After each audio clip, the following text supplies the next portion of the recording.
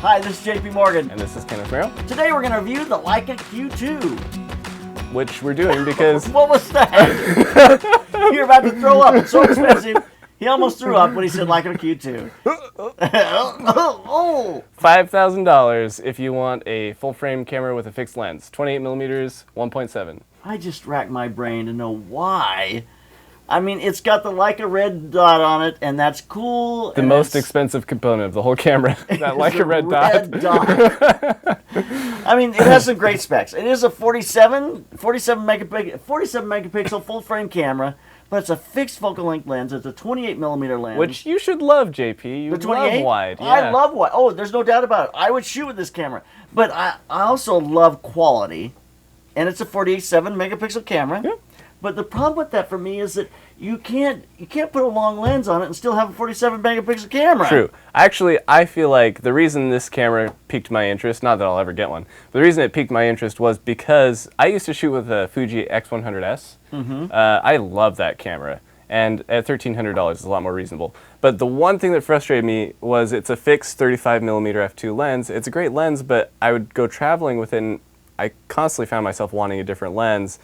But I also didn't want to carry a different lens or buy the adapter or get a different camera.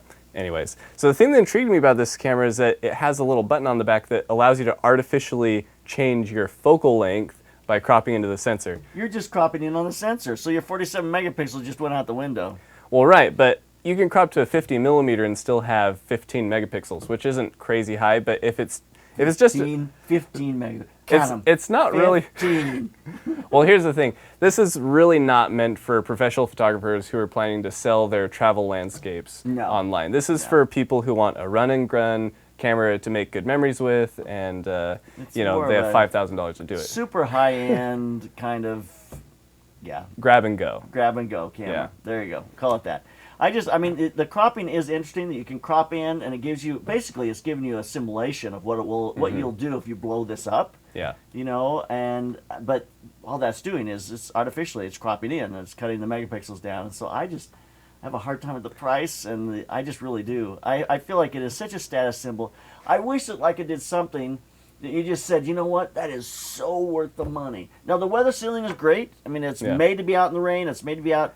But I don't see it here. Some of their other cameras, I do see it. I mean, they're great cameras, but I just don't see it with this one.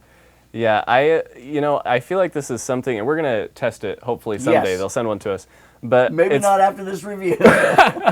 It's funny because I have run into photographers when I've been on shoots and stuff around, and I've run into a couple photographers that carry these. And you know, they'll shoot on their 5D or they'll shoot on whatever other camera they have for the sports or the portraiture or whatever, but they'll have this in their back pocket and they carry it around everywhere and shoot all of their own kind of like personal fun stuff with it. And that's why it interests me so much, because I want to know what is so special about it that these photographers love it enough to have it as a second camera. Well, one of the things that I think is compelling with regards to that thought is that when you've got a big old camera here, it's intimidating to people. But if you're doing street kinds of photography and you take a small little camera, they kind of relax a little more. They don't take you quite so seriously, and I think you get a little more of a relaxed rapport with the people, your subject matter.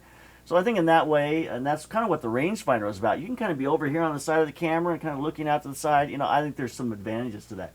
It is definitely a niche product. I'm excited to try it out. I feel like it would be a fun camera if you had a lot of disposable income to just carry around and shoot fun stuff with. Yeah. Well, it is an OLED electronic viewfinder.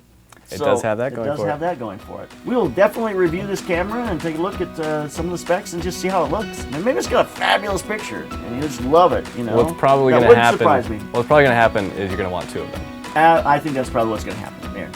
So check out our reviews, check out our spec videos, and kind of give you an idea of what's going on out there and some of the things that are happening in the next little while. So keep those cameras rolling and keep on clicking. So here's all the stuff that I put into my 2216 8D SKB case with that think tank interior.